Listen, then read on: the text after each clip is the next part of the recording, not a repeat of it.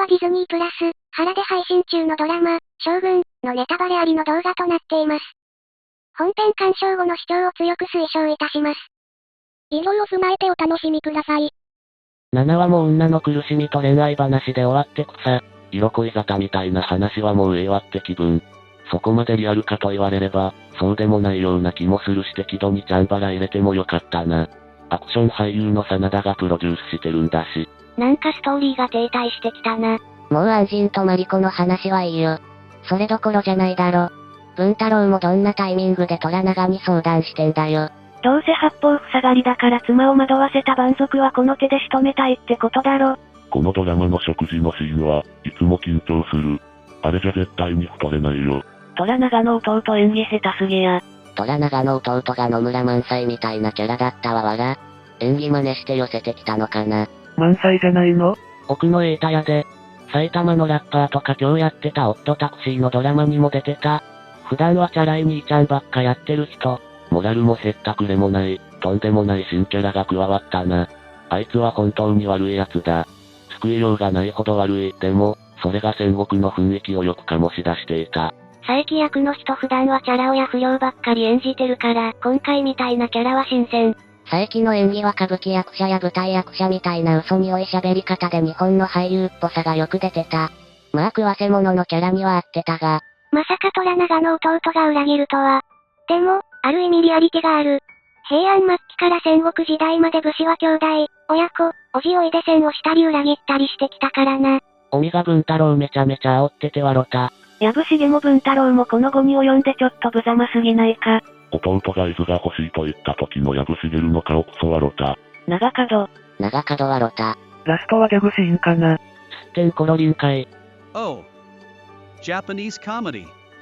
長角のことググっても出てこないから多分オリキャラ。長角がアホすぎて草生えた。ここ不高いほど安心いなくてもいいよね。主人公へ。必殺の戦国時代のヤバい雰囲気が堪能できた。まさに一寸先は闇。生まれたのが今でつくづく良かったと思ったよ。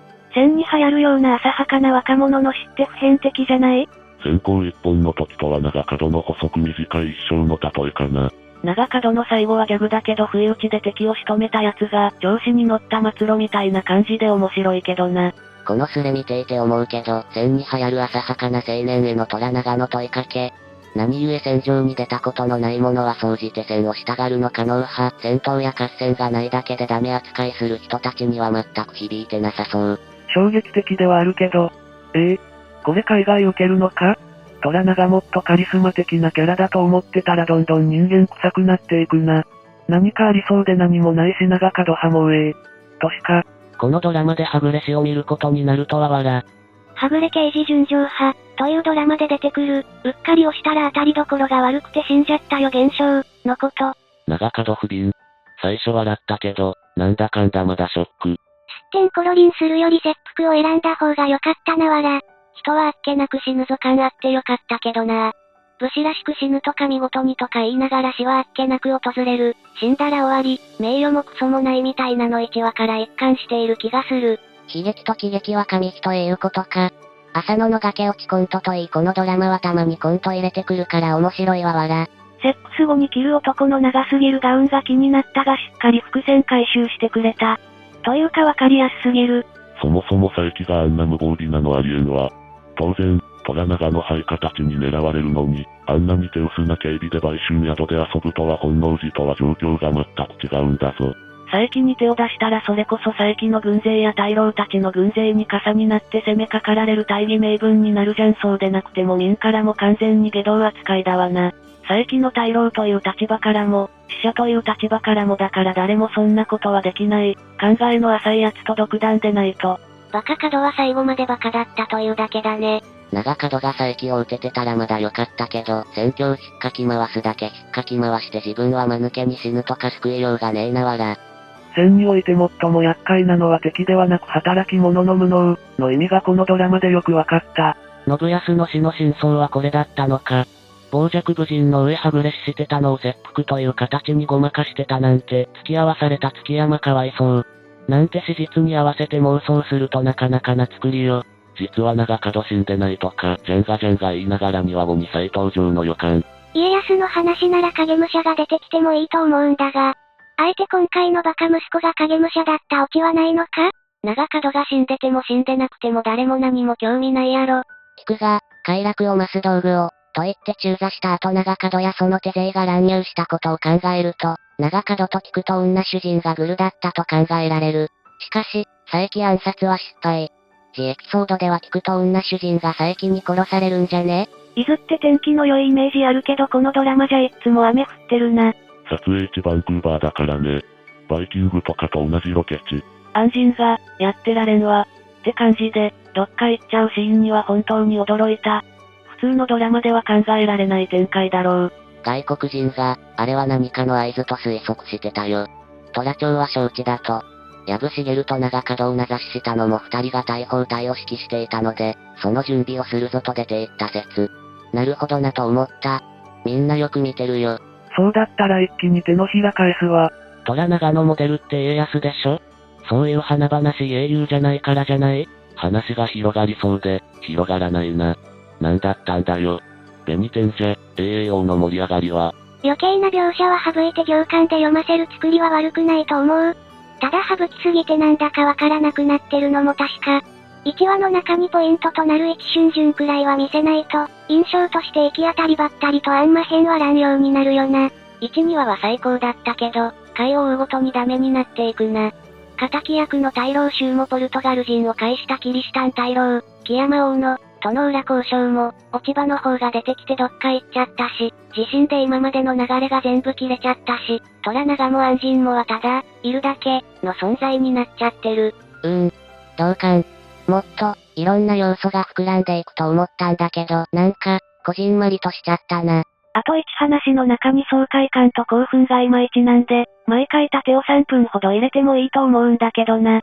杉山への殺戮も省略してるし、佐伯に関所を封鎖されましたってセリフだけで済ましてるし。最初の数話のわらくから滑り落ちるよう期待感が下がって今回の長門。あと3話で絶対まとまりそうにないし、これ日本のクソタイガーはあんまりバカにできない出来になっちゃってない？当初はカトリック、プロテスタント、侍の文化の衝突が大テーマだったのに、やたらと侍が女って言ってるっていうちょっと脚本の様子が変だ。